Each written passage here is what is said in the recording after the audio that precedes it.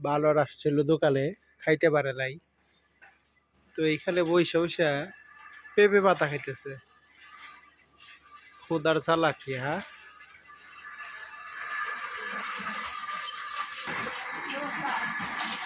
পাতা খাইতেছে।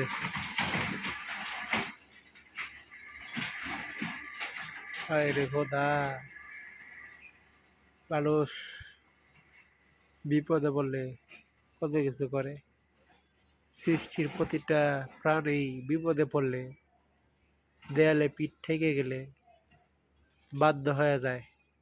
যেগুলো করার কথা না, সেই কাজগুলো করতে বাধ্য হয়।